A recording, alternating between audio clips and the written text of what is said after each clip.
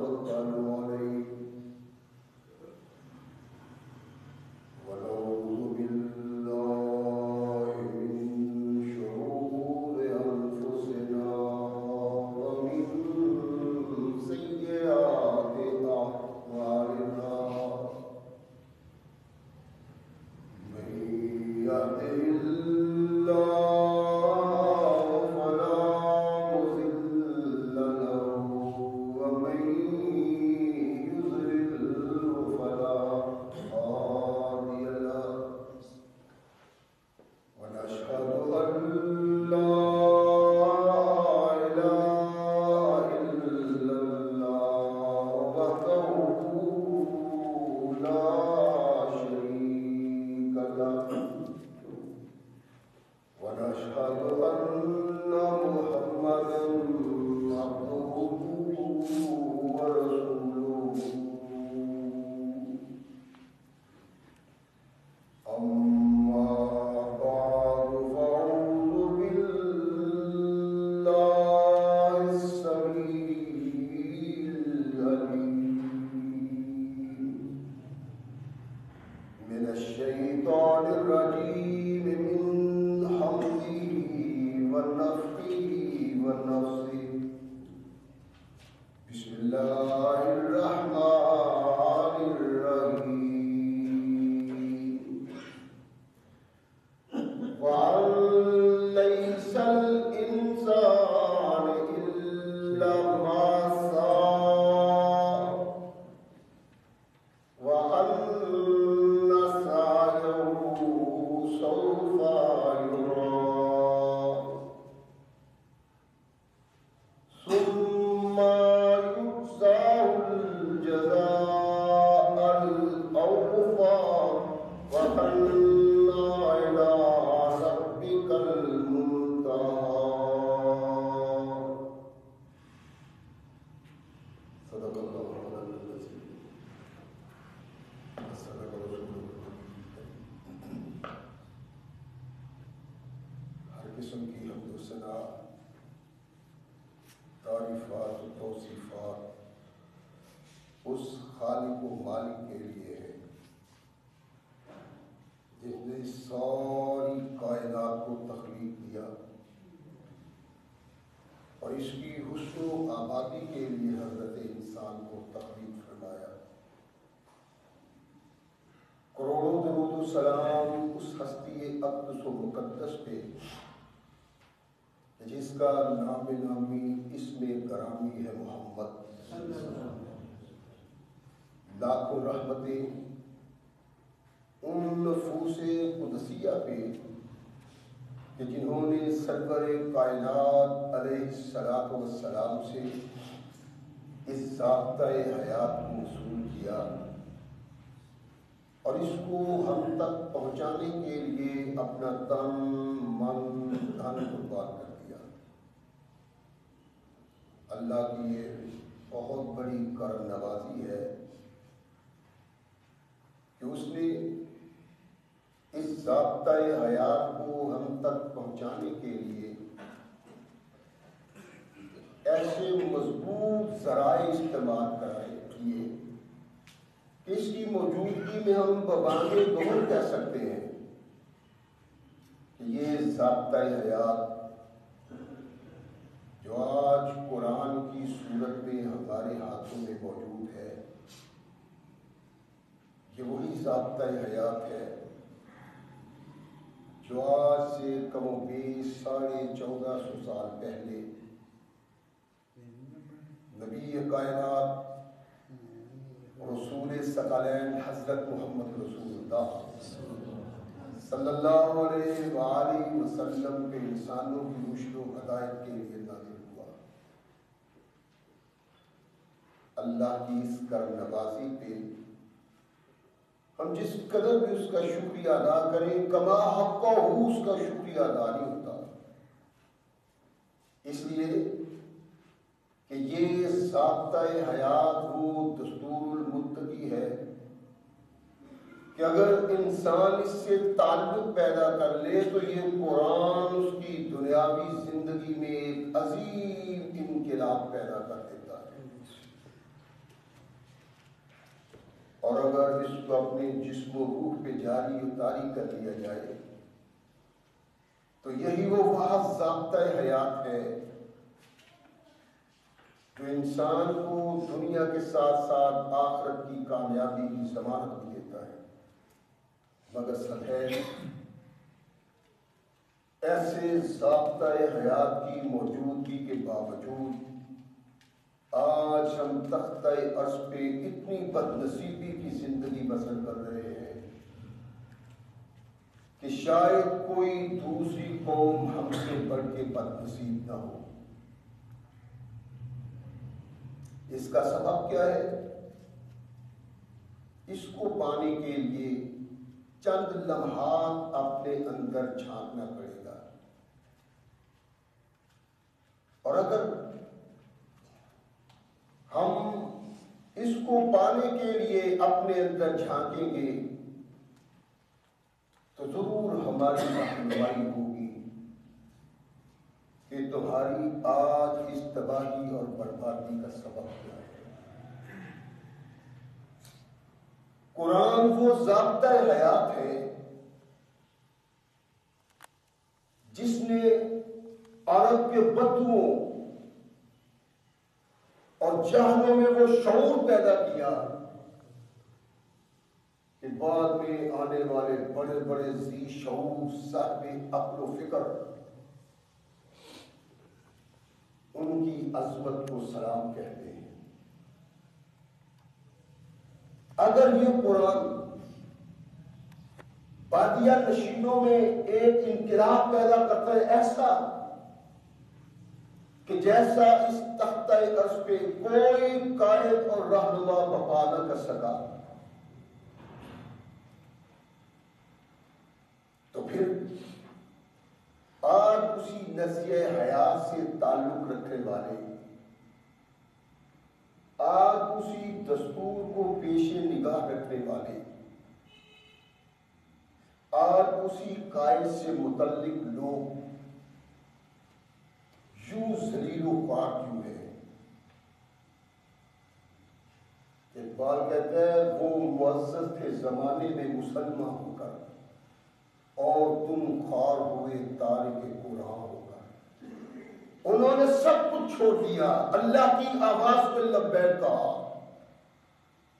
قرآن سے تعلق پیدا کیا، اسی کو اپنے لیے ضابطہ حیات تصور کیا، قرآن کو مانا، اسی کو اپنے لیے رہنما دستور تصور کیا۔ رحمت کائنات محمد رسول اللہ صلی اللہ علیہ وسلم سے تعلق پیدا کیا، ان کو اپنا قائد اور لیڈر کہا، تو پھر ماننے کا حق ادا کیا۔ یہ سبب تھا کہ آج جب بڑے بڑے اسلام کے دشمن تاریخ اسلام میں جھانکتے ہیں تو وہ اس بات کو حاصل کرتے ہیں یہ کامیاب و کامران زندگی کس طرح بسر کی جا سکتی ہے۔ آج کے سائنسی دور میں بھی ان لوگوں کو رہنما تصور کیا جاتا ہے، ان کی عقل و شعور، ان کا فہم و فراست انسانوں میں ایک دستور، ایک قانون جو قرآن کے زیر سایہ ترتیب دیتے ہوئے انہوں نے پیش کیا، وہ آج بھی ترقی یافتہ اس دور میں ان لوگوں کے سامنے اور ان کے پیش نگاہ ہے جو اپنی قوم کو ذی شعور اور باوقار بنانا چاہتے ہیں۔ غیر نے قرآن کو دیکھا، محمد رسول اللہ کو دیکھا، اس نے وہ اپنا معاشرہ بنایا کہ انسان کو انسانیت کا شعور دینے والے آج کا ان کا دم پھٹتے ہیں۔ ان کا نام لیتے ہیں۔ کاش ان بد نصیبوں نے اس طرف جھانکا ہوتا جہاں جھانک کے ان لوگوں نے آج یہ مقام و مرتبہ پایا ہے۔ اللہ ارشاد فرماتے ہیں کہ زمانے میں عظمت، رفعت اور شان اس انسان کو حاصل ہوتی ہے جو اس کے لیے جد و جہد کرتا ہے، جو اس کے لیے کوشش کرتا ہے۔ اور اللہ نے وہی اسباق ہمیں دیے تھے، وہ سبق اوروں نے پڑھ لیا، اس پہ عمل غیروں نے کر لیا، تھا وہی بابا کے ہاں سے کون لایا، جس نے پایا یہیں سے پایا۔ انہوں نے بھی زندگی کے رموز کو اللہ کے قرآن اور محمد رسول اللہ کے فرمان دیا ہے، ہم باغی نہیں۔ اللہ نے بھی اور ثقلین کے تاجدار محمد رسول اللہ صلی اللہ علیہ وسلم نے بھی ہماری رہنمائی اس طرح کی تھی کہ اگر ہم اللہ کے احکامات اور محمد رسول اللہ کے فرامین پہ عمل کرتے تو ہماری کوئی عزت ہم سے چھین نہیں سکتا تھا، ہمارا کوئی فضل ہم سے چھین نہیں سکتا تھا، ہمارا کوئی شرف ہم سے چھین نہیں سکتا تھا۔ لیکن میں اگر سوختہ ساما ہوں تو یہ روز سیاہ خود دکھایا ہے میرے گھر کے چاہا نے مجھے۔ ہم نے اپنے آپ کو خود برباد کیا ہے۔ ایک بہترین معاشرہ بنانے کے لیے جو رہنمائی قرآن کرتا ہے، جو رہنمائی محمد رسول اللہ نے کی، وہ اس زمین پہ تخلیق انسانی میں کوئی انسان نہیں ہے جس نے وہ انقلاب پیدا کیا ہو جو محمد رسول اللہ نے پیدا کیا۔ اور اس کا سبب کیا تھا؟ لوگوں کو اس طرف لگانا، ان کے دل و دماغ کو قرآن کے ساتھ باندھنا، ان کے ذہنوں میں شعور پیدا کرنا، اور پھر انہیں راغب کرنا کہ ان اعمال پہ، ان رہنمائیوں پہ، اس فکر پہ غور کرو، جب تم اس کو اپنا لو گے تو تمہارا معاشرہ جنت نظیر معاشرہ بن جائے گا۔ آج مسلمان کا معاشرہ وہ معاشرہ ہے کہ جس معاشرہ میں زندگی کوئی زندگی نہیں، نخبت کی زندگی ہے، شرم کی زندگی ہے، آنکھیں اٹھا کے چلنے کی جرت نہیں، اس لیے کہ انسانیت اس معاشرے میں داغدار ہے۔ ہم نے انسانیت کی شناخت کروائی اس وقت جب انسان خود کو سمجھتا نہیں تھا۔ انسان کو انسانیت کی شناخت کروا کے ہم یوں برباد ہوئے اس سے راز کر کے کہ آج ہم ٹوئیاں مار رہے ہیں لیکن حاصل کچھ نہیں ہوتا۔ آج بھی اگر قرآن کی رہنمائی اور محمد رسول اللہ صلی اللہ علیہ وسلم کی رہنمائی کو اپنایا جائے تو معاشرہ پھر اسی مقام پہ آ سکتا ہے جس مقام پہ مسلمان پہ کافر نے بھی ناز کیا۔ اللہ کے نبی علیہ السلام ارشاد فرماتے ہیں کہ اسلام کا نام لینے والوں، کلمہ توحید و رسالت پڑھنے والوں، تمہیں اپنے معاشرہ میں ان اصول و ضوابط کے مطابق زندگی بسر کرنی چاہیے، ان کو اپنا لو تو تمہارا معاشرہ تمام انسانوں کے سامنے، ان کے نزدیک ایک باوقار معاشرہ بن جائے گا۔ وہ قانون کیا تھا، وہ دستور کیا تھا، وہ رہنمائی کیا تھی جو محمد رسول اللہ صلی اللہ علیہ وسلم نے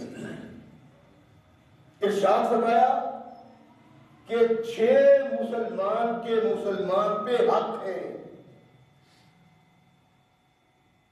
جو مسلمان ان حقوق کو ادا نہیں کرتا وہ اپنے ایمان کی خیر منائے، وہ اپنے اسلام کی خیر منائے. اور اگر تم دنیا میں باوقار رہنا چاہتے ہو تو اس پہ نظر ڈالو تمہیں محمد رسول اللہ کیا کہہ رہے ہیں. 6 حق ہے مسلمان کے مسلمان پہ، اور اللہ کے نبی نے وہ حقوق بتلائے ہیں کہ جن پہ عمل کرنے کی بنا پہ ایک لڑی میں پروئے جا سکتے ہیں مسلمان. اگر ان پہ عمل کیا جائے دنیا میں بغض پیدا نہیں ہو سکتا، حسد پیدا نہیں ہو سکتا، اناج پیدا نہیں ہو سکتا، انانیت نہیں آ سکتی، محبت بڑھے گی، پیار بڑھے گا، قرب بڑھے گا. جب یہ چیزیں ہمارے سامنے اجاگر ہو کے آئے گی ہمارے معاشرہ میں تو معاشرہ باوقار بن جائے گا. وہ سب چیزیں جو نبی رحمت محمد رسول اللہ صلی اللہ علیہ وسلم نے ارشاد فرمائی ہے معاشرے کو جنت نظیر بنانے کے لیے. اور جب تک مسلمان اس سے وابستہ رہے تب تک مسلمان کی توتی بولتی رہی، اور جب ان سے اعراض کرنا شروع کر دیا تو اللہ کی رحمت ہم سے روٹ گئی. ثقلین کے تاجدار محمد رسول اللہ صلی اللہ علیہ وسلم نے ارشاد فرمایا تھا کہ مسلمان کا مسلمان پہ حق ہے کہ جب وہ مسلمان کو ملے تو اس کو سلام کہے، اور مسلمان کا مسلمان بھی حق ہے کہ جب وہ اس کو دعوت دے تو وہ اس کی دعوت کو قبول کرے. مسلمان کا مسلمان پہ حق ہے کہ جب وہ چھینکے تو اس کو دعا دے. مسلمان کا مسلمان پہ حق ہے یعودہ اذا مریضا، جب وہ بیمار پڑ جائے تو اس کی عیادت کو جائے. اور آج ہم نے یہی دیکھنا ہے کہ اس تصور میں جو محمد رسول اللہ نے ہمیں دیا ہے کون سا انقلاب ہے کہ جو معاشرہ کے افراد کو باہم ملا دیتا ہے، ایک زنجیر میں باندھ دیتا ہے، ایک لڑی میں پرو دیتا ہے. ہو فرمائے رسول ثقلین علیہ السلام کے ان فرامین پہ، اور ہم ان سے یوں اعراض کی زندگی بسر کرتے ہیں جیسے ان سے ہمارا تعلق ہی نہیں ہے. اور عام طور پہ بڑے لوگ اس کو معمولی سا کردار سمجھتے ہیں، معمولی سا عمل سمجھتے ہیں، اس کی طرف توجہ نہیں دیتے، خیال نہیں کرتے. کیوں کہ یہ بھی کوئی عمل ہے. یا آدمی ملے تو کہے السلام علیکم ورحمۃ اللہ.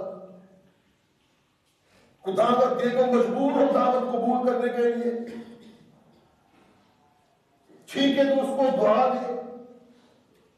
بیمار تو پڑا رہتا ہے آدمی، تو بیمار کی عیادت کے لیے آدمی ہر وقت مستعد رہے اور دیکھتا رہے کون بیمار ہے، کہاں بیمار ہے، تاکہ اس کی عیادت کو جائے. لیکن کبھی ہم نے غور نہیں کیا اس کی بنیاد پہ کہ اس کی بنا پہ ہم اپنے معاشرہ میں کیا حاصل کر سکتے ہیں. رحمت کائنات محمد رسول اللہ صلی اللہ علیہ وسلم انسانیت کے اس مقام پہ، لیکن معمولی لوگ جب بیمار ہو جاتے اللہ کے نبی ان کی عیادت کے لیے جاتے تھے. ہم سب اپنے اندر جانتے ہیں کیا اپنے معاشرہ میں، اپنے شہر میں، اپنے گاؤں میں، ہمارے ہمسائے میں کوئی بیمار ہے؟ بساؤ کا آدمی پوچھتا ہے یار تم بڑے کمزور سے نظر آ رہے، خیر تو ہے؟ میں تو 1 مہینے سے بیمار پڑا ہوں اور وہ میرے محلے کا ہے، وہ میرا ہمسایہ ہے، مجھے اپنے ہمسایہ کا علم نہیں یہ کون سی پریشانی میں مبتلا ہے، اس کے حالات کیا ہیں، یہ کیوں کا زندگی بسر کر رہا ہے، اس کے لیل و نہار کیا ہے، ہمیں اس بات کا احساس نہیں، ہم کبھی باخبر نہیں ہوئے۔ اور بدنصیبی یہ ہے آپ بڑے شہروں میں چلے جائیں، دیہاتوں میں، دیہی آبادی میں، پھر بھی کچھ نہ کچھ غیرت اور حیا حمیت موجود ہے، شہروں میں سب کچھ لٹ گیا ہے۔ ایک گھر میں لاش پڑی ہوئی ہے، بیٹی باپ پہ کوڑا رہی ہے، بیٹے کے آنسو خشک نہیں ہو رہے، لیکن ساتھ والے گھر میں ٹی وی چل رہا ہے، گانے چل رہے ہیں۔ یہ مسلمان معاشرہ ہو گیا۔ اس کی تباہی کا بڑا سبب یہ ہے کہ ہم نے ان تمام اعمال سے احاطہ کر لیا، پہلو تہی کی، چھوڑ دیا ان کی طرف دیکھنا۔ اللہ نے آسمان پہ زمین پہ گرایا اور اسی کردار کے سبب ہم زمین کے اندر دفن ہو گئے ہیں۔ کوئی قوم ایسی نہیں جو اتنی ذلیل ہو معاشرہ میں جتنا ذلیل مسلمان ہو گیا ہے۔ اس کو اٹھایا کس نے تھا؟ قرآن کی تعلیم نے۔ اس کو اٹھایا کس نے تھا؟ محمد رسول اللہ نے۔ وہ سبق کیا ہے؟ وہ رہنمائی کیا ہے؟ جس کی بنا پہ عرب کا صحرا میں رہنے والا اجل انسان عمل کر کے اللہ کا محبوب بنا، اور آج تک اس کے قائد، اس کے رہنما، اس کے لیڈر کو دیکھ کے بڑے بڑے ترقی یافتہ ممالک کے لیڈر ان کی سیرت کو اپناتے ہیں۔ اس کا سبب کیا ہے؟ کہ اپنے معاشرے کو باوقار معاشرہ بنایا جائے، انسانیت کا معاشرہ بنایا جائے۔ رحمت کائنات محمد رسول اللہ صلی اللہ علیہ وسلم نے ارشاد فرمایا کہ مومن کا حق ہے یعودہ اذا مرضا، کہ دوسرا مسلمان اپنے مسلمان بھائی کی عیادت کرے، خبرگیری کرے اگر وہ پریشانی میں مبتلا ہے، اگر وہ بیمار ہے۔ رحمت کائنات محمد رسول اللہ صلی اللہ علیہ وسلم نے اپنی زبان سے کوئی حکم ہمیں نہیں دیا جس پہ پہلے خود عمل نہیں کیا۔ اللہ کے نبی کو علم ہوا کہ مدینہ سے باہر ایک گاؤں میں کلمہ پڑھنے والا، محمد کے دامن سے وابستہ ہونے والا، مسلمان کہلانے والا آدمی بیمار ہے۔ یہ نہیں کہ گاؤں کا چودھری، لمبردار، دولت مند شخصیت، نامی گرامی انسان، پتہ ہی نہیں اس کا، لیکن رحمت کائنات محمد رسول اللہ صلی اللہ علیہ وسلم کو علم ہوگا کہ فلاں گاؤں میں ایک مسلمان بیمار ہے۔ یہ بات اپنے دل و دماغ کی تختیوں پہ نوٹ کر لینی ہے چاہیے۔ یمن جن کو ہم نے معمولی سمجھ کے چھوڑ دیا ہے، بلکہ ہماری یاداشت میں نہیں ہے، ان اعمال کے کرنے کے سبب اللہ نے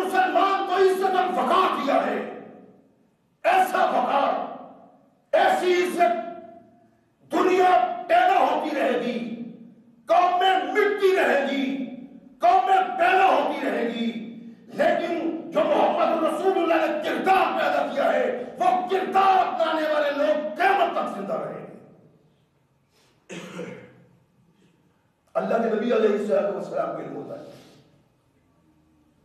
کہ فلاں گاؤں میں ایک مسلمان بیمار ہے، ثقلین کے تاجدار محمد رسول اللہ صلی اللہ علیہ وسلم مدینہ سے پیدل چل کے اس گاؤں پہنچتے ہیں خبر گیری کے لیے، عیادت کے لیے۔ اس کے پاس بیٹھے ایسی گفتگو کی جس گفتگو سے اس کی ڈھارس بنتی تھی، اس میں بیماری کا مقابلہ کرنے کی قوت پیدا ہوتی تھی۔ فرمایا لا باسا تہون انشاءاللہ تعالی، گھبرانے کی ضرورت نہیں، پریشان ہونے کی ضرورت نہیں، یہ بیماری انسان کو پاک کرنے والی ہے۔ اگر اللہ نے چاہا تو بیمار جو بیمار ہوتا ہے وہ بیمار اس لیے نہیں ہوتا کہ اللہ کی پکڑ میں آتا ہے، اللہ کے عذاب میں آتا ہے، کوئی مجرم ہے۔ فرمایا نہیں، تہون انشاءاللہ تعالی، اگر اللہ نے چاہا تو یہ بیماری تیرے گناہوں کو پاک کر دے گی۔ اور سرور کائنات محمد رسول اللہ صلی اللہ علیہ وسلم نے ارشاد فرمایا کہ بخار کو برا نہ کہو، یہ آگ ہے جہنم کی۔ اور اللہ اس لیے مسلمان کو پہنچاتا ہے تاکہ اس دنیا میں یہ اس کو پہنچ جائے، وہاں کی آگ سے یہ محفوظ رہتا ہے۔ اللہ کے نبی نے شاہ میں کانٹا چبھتا ہے، کانٹا لگتا ہے پاؤں میں، فرمایا اس کانٹے کے لگنے کی بنا پہ بھی اللہ اس کے گناہوں کو پاک کر دیتا ہے، صاف کر دیتا ہے۔ اللہ کے نبی نے شاہ فرمایا تہون، وہ ذرا بڑی عمر کے صحابی تھے، کہنے لگے اللہ کے نبی اس بخار نے مجھے پاک کرنا ہے، یہ تو اس بوڑھے پہ غالب ہونے کو آیا ہے، مجھے تو احساس ہو رہا ہے یہ مجھے پاک صاف نہیں کرے گا، قبر میں لے جائے گا۔ اللہ کے نبی کو بڑا افسوس ہوا، اتنا محروس اللہ کی رحمت ہے۔ اللہ کے نبی نے تو دعا کی، اس نے مایوسی کا اظہار کیا۔ ثقلین کے تاجدار محمد رسول اللہ صلی اللہ علیہ وسلم کو دکھ ہوا، ارشاد فرمایا اچھا اگر تیری سوچ ایسی ہے تو جان تو تیرا رب جانے، ٹھیک ہے۔ غور یہ فرمائے کہ انبیاء کا سرتاج، انسانیت میں سب سے اعلیٰ بالا، کہ بعد از خدا بزرگ تو ہی قصہ مختصر، اگر اللہ کے بعد کسی کو شخصیت حاصل ہے تو وہ محمد رسول اللہ صلی اللہ علیہ وسلم۔ پتہ ہی نہیں کون ہے، اللہ کے نبی مدینہ سے گئے اس کی خبر گیری کے لیے، اور یہ میرے آقا کا معمول تھا کہ اگر پتہ چل جائے کہ کوئی بیمار ہے تو اللہ کے نبی کبھی نہیں رہتے تھے، صحابہ کو بھی ساتھ لیتے، چلو اس کی عیادت کو جائیں، وہ بیمار ہے۔ اگر آپ کسی ایسے آدمی کی عیادت کو جاتے ہیں جس سے آپ کی ناراضگی ہے، اب کام باتیں ساری جو ثقلین کے تاجدار محمد رسول اللہ صلی اللہ علیہ وسلم نے کی ہے، معاشرے کو جنت بنا دیتی ہیں۔ اگر میں اپنے دشمن کے پاس جاتا ہوں، بیمار ہے، جا کے اس کی عیادت کرتا ہوں، وہ بھی پریشان ہے، گھر والے بھی پریشان ہیں، یار اس کے دل میں ہمارے متعلق کوئی بغض نہیں، کوئی نفرت نہیں، میرے جانے سے، آپ کے جانے سے آپ کے دشمن کے دل میں اللہ محبت کے دین جلا دیتا ہے، اور وہ دشمن عیادت کے جانے پہ اپنے دل سے وہ بغض نکال دیتا ہے، وہ حسد نکال دیتا ہے، وہ دشمنی نکال دیتا ہے، جو دشمنی میرے متعلق اس کے دل میں بھری پڑی ہوتی ہے۔ یوں ہی نہیں رسول ثقلین علیہ السلام نے یہ رہنمائیاں کی، ان کا سبب یہ تھا کہ انسان کو سمجھایا جائے، بتلایا جائے کہ جن اعمال کو تم نے معمولی سمجھ کے چھوڑ دیا ہوا ہے، یہ اعمال تمہارے معاشرہ کو جنت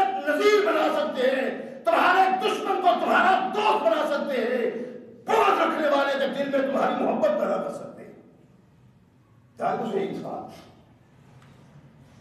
اور اللہ کے نبی علیہ السلام اپنوں اور بیگانوں سب کے پاس جایا کرتے ہیں. بخاری میں روایت ہے اور ابھی داؤد میں اس کی وضاحت ہے. ثقلین کے تاجدار محمد رسول اللہ صلی اللہ علیہ وسلم کے پاس ایک یہودی لڑکا آیا کرتا تھا. یہودی سب سے بڑی سازشی قوم اور سب سے بڑے اسلام کے دشمن، لیکن اس کا کوئی حال کسی کے پاس نہیں.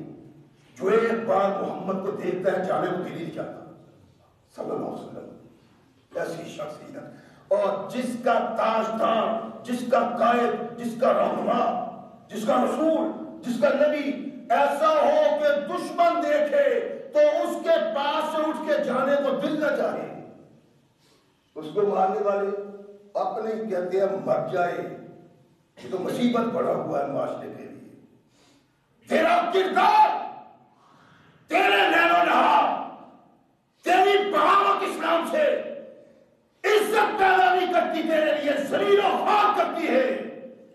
معاشرہ میں تیری طاقت سے دب جائے، تیری قوت کے سامنے زیر ہو جائے، تجھے سلام کرے، لیکن تیری پیٹھ کے پیچھے کبھی تجھے یاد کرے گا اچھائی سے نہیں. تو اس قائد کو ماننے والا ہے کہ دشمن کے پاس سے اٹھ کے چلا جائے. دشمن سامنے جو تعریف کرتا ہے وہ تو ہے، لیکن جانے کے بعد کہتا ہے کائنات میں محمد جیسا انسان کوئی نہیں صلی اللہ علیہ وسلم. چھوڑو سے میرے کیا یہ اللہ کے نبی نے جو رہنمائی کی ہے وہ معمولی عمال نہیں ہے. اللہ کی قسم جنت بن جاتی ہے زمانہ. ثقلین کے تاجدار محمد رسول اللہ صلی اللہ علیہ وسلم کے پاس آیا کرتا یہودی، اور تھا یہودی، پھر بھی اس کا دل چاہتا تھا کوئی کام کرنا ہے تو محمد مجھے کہے صلی اللہ علیہ وسلم. آگے بڑھ کے اللہ کے نبی علیہ السلام کے کام کیا کرتا تھا. یہودی مسلمان نہیں تھا. جتنا وقت وہ گزار سکتا تھا محمد رسول اللہ کے پاس ان کی خدمت گزاری میں وہ گزارتا تھا. بیمار ہو گیا، نظر نہیں آیا. رحمت کائنات محمد رسول اللہ صلی اللہ علیہ وسلم نے دیکھا کہ وہ یہودی بچہ نہیں آتا. پوچھا ادھر ادھر، پتہ چلا وہ تو بیمار ہے. کورین کے آقا ثقلین کے تاجدار محمد رسول اللہ صلی اللہ علیہ وسلم اٹھے اور اس یہودی کی کنڈی کھٹکھٹائی. کون؟ محمد صلی اللہ علیہ وسلم. یہودی حیران پریشان، میرے دروازے پہ، میرے گھر میں. دروازہ کھلا، محمد رسول اللہ صلی اللہ علیہ وسلم اندر داخل ہوئے. وہ لڑکا بھی بالغ بھی نہیں تھا، لیٹا ہوا ہے. ثقلین کے تاجدار محمد رسول اللہ صلی اللہ علیہ وسلم اس کے پاس بیٹھ گئے. اس کا باپ اس کے سر کے قریب کھڑا ہے. اس سے باتیں کی، پھر کہا بیٹا تم مسلمان ہی ہو جاؤ، اسلم، مسلمان ہو جاؤ. حدیث میں ہے فَنَظَرَ إِلَىٰ أَبِيهِ، بڑی آس کی نگاہ سے وہ اپنے باپ کی طرف دیکھتا ہے کہ دیکھو مجھے محمد کیا کہہ رہے ہیں صلی اللہ علیہ وسلم. باپ نے بھی دیکھا کہ بیٹے کا دل چاہتا ہے محمد کی بات مان لے صلی اللہ علیہ وسلم. تھا تو یہودی، لیکن جب اللہ انقلاب پیدا کرنا چاہتے ہیں پھر اس کو کائنات کی کوئی سازش روک نہیں سکتی. اسلم بیٹا، اسلام قبول کر لو. اپنے باپ کی طرف دیکھتا ہے، یعنی غور فرمائے، اندازہ فرمائے کہ اس معاملہ میں اصل چیز کیا ہے. اپنے باپ کی طرف دیکھتا ہے. ایک یہودی بچہ جس کی خواہش کوئی ہے اپنے باپ کی خواہش سے ہٹ کے لیکن وہ اس کاش میں عمل پیرا نہیں ہوتا جب تک اس کا باپ اس کو اجازت نہیں دے دیتا. اپنے باپ کی طرف دیکھتا ہے. اور جس کو محمد رسول اللہ صلی اللہ علیہ وسلم نے ارشاد فرمایا کہ تیرا کوئی بھی عمل اللہ کے نزدیک قابل قبول نہیں. رضا رب فی رضا الخالق، تیرے اعمال تمہیں جنت میں داخل نہیں کریں گے جب تک تیرے باپ کی رضا شامل نہ ہو. اپنے باپ کے سامنے اف نہ کہے. یہ جو آج اپنے باپ کی کرتا ہے، ہم سب اپنے دامن میں جھانکیں کہ کون سا بیٹا ہے، کس کا بیٹا ہے جو اس طرح تابع فرمان ہے جس طرح اس یہودی کا بیٹا تابع فرمان ہے. حالانکہ ان کے آقا، ان کے رسول، ان کے قائد ان کو بتلاتے ہیں کہ اف بھی نہیں کہنا ماں باپ کے سامنے. اپنے باپ کی طرف دیکھتے ہیں. باپ نے دیکھا کہ میرے بیٹے کا دل چاہتا ہے کہ یہ محمد پہ ایمان لے. کہنے لگا بیٹا جو ابو القاسم کہتے ہیں قبول کر لو. فاسلم، اس نے اسلام قبول کیا. قام محمد رسول اللہ صلی اللہ علیہ وسلم الحمدللہ الذی انقذہ بی من النار. یہ کہتے ہوئے اللہ تیرا شکر ہے محمد کی وجہ سے تو نے اس کو جہنم کی آگ سے بچا دیا. یہ کس کا سبب ہے؟ انتہا اس یہودی کے دل میں بھی یہ پیدا ہوا کہ یہ انسان اس سے تعلق کی بنا پہ انسان انسانیت کو پہچان سکتا ہے. اس کی تعلق کی بنا پہ انسان اس معراج کو پا سکتا ہے جس کے لیے انسان کو تخلیق کیا ہے رب نے. اور محمد رسول اللہ صلی اللہ علیہ وسلم اس کردار کے بنا پہ یہودی متاثر ہے تو دشمن ہے محمد رسول اللہ کا. اس کا بیٹا بڑی یاس بڑی نگاہوں سے دیکھتا ہے کہ بابا محمد کیا کہہ رہے ہیں صلی اللہ علیہ وسلم. اس کا مطلب تھا مجھے اجازت دو کہ میں محمد کے دامن سے وابستہ ہو کے اپنی دنیا اور آخرت کو بہتر بنا. دنیا اور آخرت بہتر لا الہ الا اللہ محمد رسول اللہ پڑھنے سے نہیں ہوتی. اس کے لیے وہ اعمال کرنا پڑتے ہیں جن اعمال کی طرف محمد رسول اللہ نے رہنمائی کی ہے. اگر وہ نہیں ہے تو پھر محض تعلق کا اظہار کرنا. پیغام سلطان دود میرا باپ بادشاہ تھا تو کیا ہے؟ محمد رسول عظیم تھے، صحابہ کی عظمت کو ماپا نہیں سکتا. اللہ کی رحمت نازل ہوتی تھی، اللہ محبت کرتے تھے. اللہ نے زمین سے اٹھایا آسمان تک پہنچایا. ان کو آسمان سے زمین پر گرایا. سبب کیا ہے؟ سبب یہ ہے کہ وہ وابستہ ہو کے قرآن کے بن گئے اور محمد رسول اللہ کے بن گئے. ہم وابستہ ہونے کے باوجود محمد رسول اللہ کو بھی نہ سمجھ سکے اور قرآن کو بھی نہ سمجھ سکے. ہمارے ہاں تو اس بات کا احساس نہیں ہے.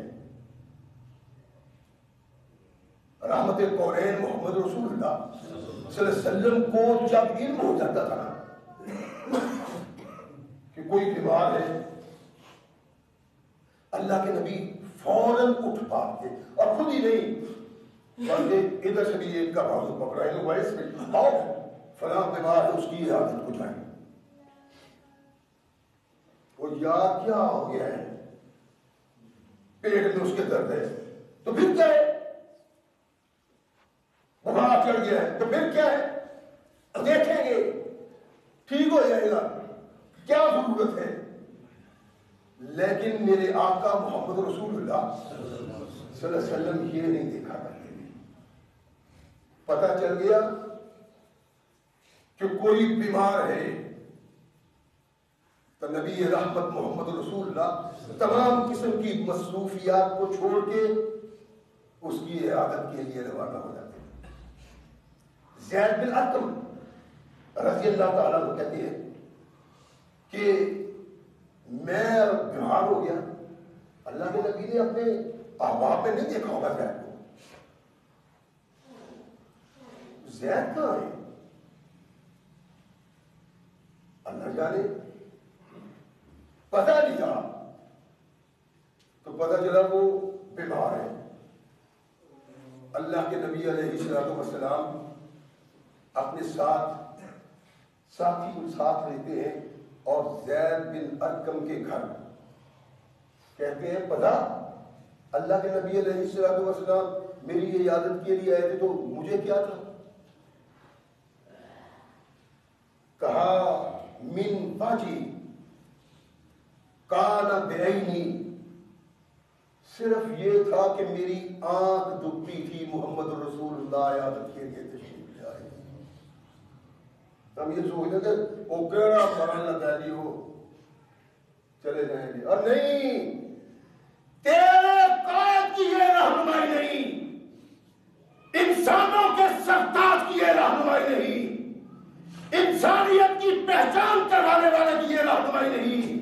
اس کی رہنمائی یہ ہے کانٹا لگے کسی کو تڑپتے ہیں ہم امیر، سارے جہاں کا درد ہمارے جگر میں ہے.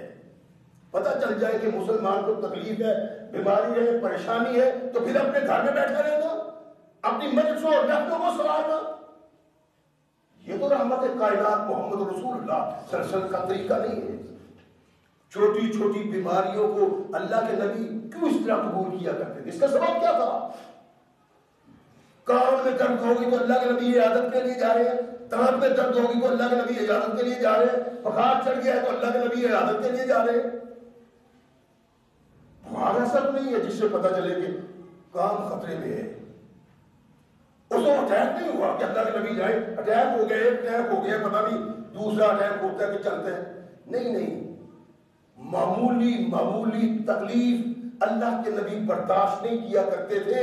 وہ اس آدمی کی عیادت کے لیے جاتے تھے جس کو معمولی تکلیف تھی.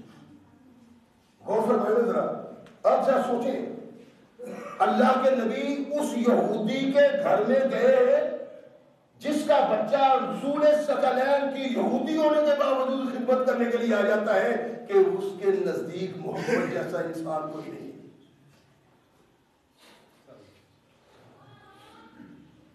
ہم بھی ایسے ہیں کہ کوئی آدمی ہماری عادت کے لیے آئے، اس کو پتا چلے کہ مولوی صاحب بیمار پڑے ہیں تو وہ سب کچھ چھوڑ کے جائے. یار مولوی صاحب کی عادت کرنی چاہیے، چودھری صاحب بیان یا چودھری صاحب کی عادت کرنی چاہیے. نہ، اس لیے کہ ہمارا کردار وہ نہیں، ہمارے لہن نہار وہ نہیں، ہماری سوچ وہ نہیں، ہمارے خیالات وہ نہیں ہیں. ہم نے اس تعلیم کو نہیں اپنایا جو اللہ نے کامیابی کی ضمانت قرار دی تھی. ہم اس تعلیم سے دور ہیں جس کو اپنا کے محمد رسول اللہ نے انسان کو زمین سے اٹھا کے آسمان تک پہنچایا. معمولی بات ہے، کیا سوچ ہے؟ لوگ جاتے ہیں آنے کا بیٹھو قبر لے لیں گے. نہیں، ثقلین کے تاجدار محمد رسول اللہ تڑپ جایا کرتے تھے معمولی بیماری سے. اچھا، اس کا سبب کیا ہے؟ یہ نبی رحمت محمد رسول اللہ صلی اللہ علیہ وسلم سے حاصل کرتے ہیں رہنمائی کہ اللہ کے نبی کیوں آپ کے جان ہو جاتے ہیں. ایک مریض کو دیکھ کے پتہ چلتا ہے فلاں بیمار ہے، پتہ چلتا ہے فلاں کے کان میں درد ہے، فلاں چل کے فلاں کی آنکھ میں درد ہے. اللہ کے نبی آپ اس بھاگتے ہیں. اللہ کے نبی نے ارشاد فرمایا من عاد مریضا، جو انسان پتہ چلنے پہ کہ میرا مسلمان بھائی بیمار ہے اس کی عیادت کے لیے جاتا ہے، نادى مناد فی السماء، ایک فرشتہ آسمان سے آواز دیتا ہے. یہ اپنے گھر سے چلتا ہے، اپنی دکان سے چلتا ہے، اپنی سوسائٹی کے لوگوں سے اٹھ کے جاتا ہے، مریض کی عیادت کے لیے، اس کی خبرداری کے لیے اٹھتا ہے. جب یہ اٹھتا ہے نبی رحمت محمد رسول اللہ صلی اللہ علیہ وسلم ارشاد فرماتے کائنات میں کوئی ان سے بڑھ کے صادق نہیں ہے. اور پھر کتنی ہماری بدنصیبی ہے، جھولی کتنی اللہ کی رحمت سے خالی ہے، کتنا ہم اللہ کی رحمت سے دور ہے کہ کبھی ہم نے کان سے محمد رسول اللہ کی آواز نہیں سنی. فرمایا نادى مناد فی السماء، آسمان میں ایک پکارنے والا پکارتا ہے، تیری زندگی پاک اور تیری زندگی ایمان سے لبریز ہو، تیرا چلنا تیرے لیے رحمت اور برکت کا سبب ہو، اللہ تجھے جنت میں عظیم محل سے نوازے گا۔ یہ فرشتہ کہتا ہے میرے آقا محمد رسول اللہ صلی اللہ علیہ وسلم۔ یہ میرے لیے تھا، اللہ کے نبی کے لیے تھا، صحابہ کے لیے تھا؟ نہیں، جو آدمی اپنے دل میں تڑپ رکھتا ہے، وہ محمد رسول اللہ کی بات کو اپنانے کی سوچ رکھتا ہے، فکر رکھتا ہے، میرا اللہ اس انسان پہ اتنا مہربان ہوتا ہے کہ جنت اس کے لیے آسان کرتی ہے۔ کوئی بھی ہے، کوئی مسلمان کہلانے والا کسی مسلمان کی عیادت کے لیے، اس کی خبرگیری کے لیے، اس کے بیمار ہونے میں تڑپ جاتا ہے، میرے آقا نے ارشاد فرمایا کہ فرشتہ اس کے لیے دعا کرتا ہے اور اس کے لیے اللہ سے درخواست کرتا ہے کہ جنت میں اس کو اعلیٰ مقام عطا فرما۔ اور یہ بات یاد رکھنے والی، فرشتہ اپنے آپ کچھ نہیں کرتا، نہ فرشتہ اپنے آپ کہیں جاتا ہے اور نہ فرشتہ اپنے آپ کو بات کرتا ہے، بلکہ فرشتہ تبھی کہتا ہے جب اللہ کہتا ہے۔ تو اس کا مطلب یہ ہوگا کہ اللہ کی طرف سے فرشتہ یہ پیغام ہمیں دے رہا ہے اور محمد رسول اللہ صلی اللہ علیہ وسلم نے وہ پیغام ہم تک پہنچا دیا ہے۔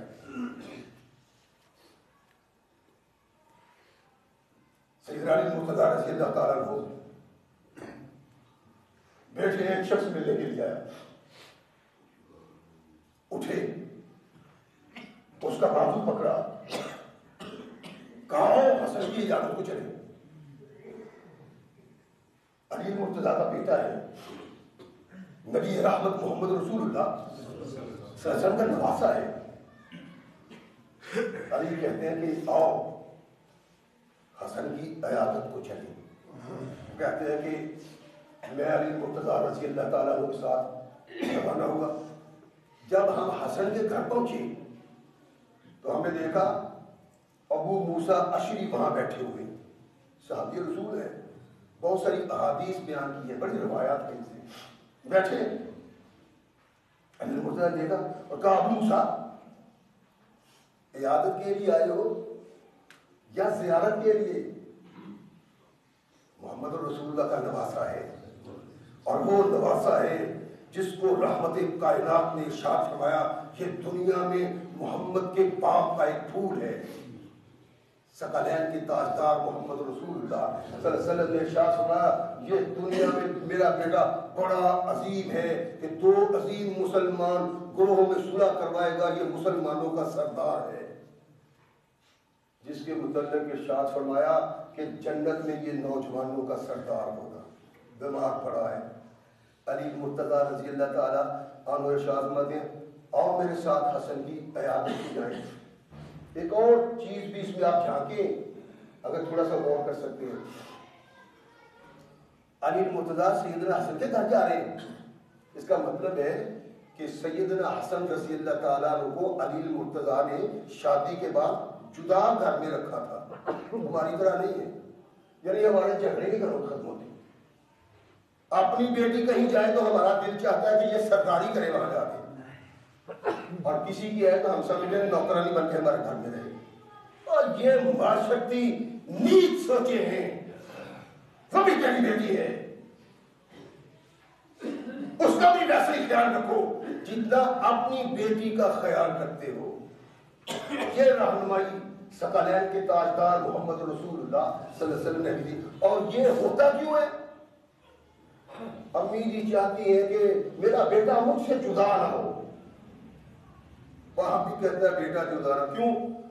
کچھ نہیں اس کے علاوہ، ہو سکتا ہے کسی کے دل میں کچھ اور بھی ہو، لیکن مقصد یہ ہوتا ہے کہ پاک پوچھ کے جوان میں نے کر دیا، کھائے کوئی اور نہیں ہے۔ یہ چیزیں اسلام پسند نہیں کرتا، اللہ پسند نہیں کرتا، محمد رسول اللہ پسند نہیں کرتے۔ اور کردار یہ صحابہ کا تھا کہ اپنے بچے کی شادی کی، کچھ عرصے اپنے پاس رکھا، پھر کہا جاؤ بیٹا کماؤ کھاؤ پیو، عاشورہ علی المرتضیٰ رضی اللہ تعالیٰ کو کہتے ہیں جاؤ حسن کے پاس چلتے ہیں. حسن کے پاس ہے ابو موسیٰ وہاں بیٹھے ہوئے. ابو موسیٰ محمد کا نواسا ہونے کی حیثیت سے آئے ہو کہ زیارت کرنے. اور پھر یہ بھی ہے کہ سیدنا حسن رضی اللہ تعالیٰ عنہ کا چہرہ نبی رحمت محمد رسول اللہ صلی اللہ علیہ وسلم سے بہت ملتا تھا. صحابہ اس لیے بھی بڑا پیار کرتے تھے سیدنا حسن. جو صحابی ملتا اٹھاتا اپنے سینے سے لگاتا چہرہ چومتا کہ اس کا چہرہ محمد کا چہرہ ہے. اور چلیں حسن کی عیادت کریں. حسن کی عیادت کرنے کے لیے آئے. ابو موسیٰ وہاں بیٹھے ہیں. فرمایا ابو موسیٰ حسن کی زیارت کے لیے آئے ہو کہ عیادت کے لیے آئے ہو؟ اس کی امیر المومنین نہیں، میں عیادت کے لیے آیا ہوں. ارشاد فرمایا اچھا اگر عیادت کے لیے آئے ہو، بیمار کی خبر گیری کے لیے آئے ہو، بیمار کی عیادت کے لیے آئے ہو تو مجھ سے محمد رسول اللہ کا فرمان سن لو صلی اللہ علیہ وسلم. کہا اللہ کے نبی نے ارشاد فرمایا کوئی مسلمان ایسا نہیں ہے جو مسلمان کی عیادت سے جاتا ہے، عیادت کے لیے جاتا ہے، مگر صلی علیہ 70,000 ملک حتی یمسا. فرمایا جو صبح کو جاتا ہے نا ایک مریض کی عیادت کے لیے، اس کی خبر گیری کے لیے، فرمایا رات تک 70,000 فرشتہ اس کے لیے بخشش کی دعا مانگتا ہے. 70,000 فرشتہ اس مسلمان کے لیے دعا مانگتا ہے جو مسلمان محض مسلمان کی عیادت کے لیے جاتا ہے. میرا بھائی بیمار ہے، میرا بھائی پریشان ہے، اس کو تکلیف ہے، اس کی کوئی بات نہیں، اس کو کوئی نہیں پوچھتا تکلیف کیا ہے، بیمار گھر میں پڑا ہوا ہے. محمد رسول اللہ کی سنت ہے ان کے پاس جاتے. اور کائنات کے آقا محمد رسول اللہ صلی اللہ علیہ وسلم نے یہ سبق دیا اور ارشاد فرمایا یہ کوئی معمولی بات نہیں. اگر کوئی صبح کو کسی کی عیادت کرتا ہے شام تک 70,000 فرشتہ اس کے لیے بخشش کی دعا مانگتا ہے. جو رات کو کسی مسلمان کی عیادت کے لیے جاتا ہے صبح تک 70,000 فرشتہ اس کے لیے بخشش کی دعا مانگتا ہے. اور فرمایا کہ جنت میں اس کے لیے ایک باغ تیار کرتا ہے. ہم تو نہیں سوچتے مسلمان کو حد ہے اس میں تو شک نہیں ہے، کوئی کون ہے کرنے والا. لیکن جب تک کردار محمد رسول اللہ کا سا نہیں، جب تک کردار ان کے عکس دوستوں صحابیوں جیسا نہیں، تو اس کردار کی عدم موجودگی میں اپنے آپ کو ایسا ایماندار سمجھنا جو محمد رسول اللہ نے صحابہ کی طرح پیدا نہیں ہو سکتا. اور رحمت کائنات محمد رسول اللہ صلی اللہ علیہ وسلم نے ارشاد فرمایا کہ جب تم مریض کے پاس جاؤ نا، دیکھیں کس طرح ڈھانس بتائی ہے اللہ کے نبی نے مریض کی، کس طرح اس کے دل کو مضبوط کرنے کے لیے ایک مسلمان کو تحریک دلائی ہے. ظاہر ہے کوئی ایک صحابی نے تو یہ محمد رسول اللہ سے نہیں نہ سنا ہوگا، انہیں صحابہ نے سنا ہوگا. نبی رحمت محمد رسول اللہ صلی اللہ علیہ وسلم ارشاد فرماتے ہیں کہ جاؤ اس کے پاس اور کہو آصف الباس رب الناس اشف انت الشافی. اے انسانوں کے پالنے والے اپنے فضل و رحمت سے اس بیمار کو شفا دے. لا شفا الا شفا کا، شفا تو تیری ہی ہے اللہ، تیرے علاوہ کوئی شفا نہیں. شفا لا یغادر سقما، اللہ ایسی شفا دے جس میں بیماری کا نام بھی باقی نہ رہے. یہ مسلمان کے لیے محمد رسول اللہ کی رہنمائی ہے. اور پھر اللہ کے نبی نے ارشاد فرمایا کہ آدمی اس کے پاس جائے 7 بار کہے اسأل اللہ العظیم رب العرش العظیم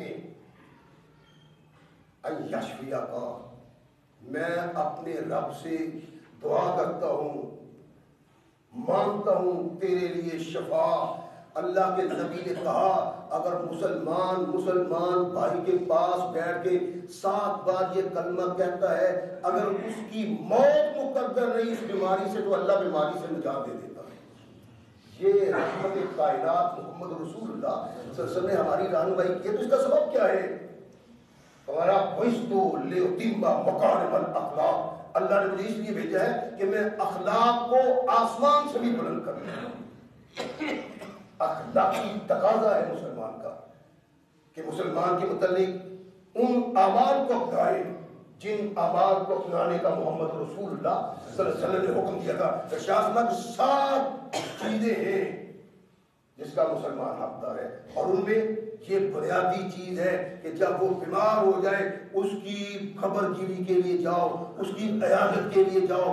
ایک تو اس کا دل مضبوط ہوگا، دوسرا اللہ کے نبی محمد رسول اللہ صلی اللہ علیہ وسلم نے فرمایا جو علی مرتضیٰ نے بیان کیا، کہتے ہیں علی مرتضیٰ کہ جب وہ اپنے گھر سے چلتا ہے نا تو مریض کے گھر تک چلتے وہ زمین پہ نہیں چلتا، آسمان کے باغ میں چل رہا ہوتا ہے جہاں سے وہ چلتے چلتے کھاتا ہے، علی مرتضیٰ کہتے ہیں۔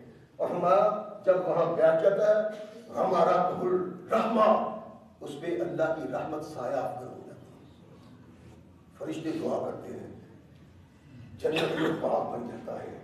یہی نہیں ہے ہمارے لیے جنت کو آسان کر دیا محمد رسول اللہ، لیکن بدنصیبی ہے کہ ہم یہ کرنے کے لیے تیار نہیں، یہ سوچنے کے لیے تیار نہیں، ہماری یہ فکر نہیں، بلکہ دل میں حسد بغض اناد لے کے آئے ہیں، شاید یہی لے کے چلے جائیں۔ پر نہیں، اگر ہم قرآن کو دیکھیں گے، محمد رسول اللہ صلی اللہ علیہ وسلم کے فرمان کو دیکھیں گے، دل آئینے کی طرح پاک اور صاف ہو جائے گا۔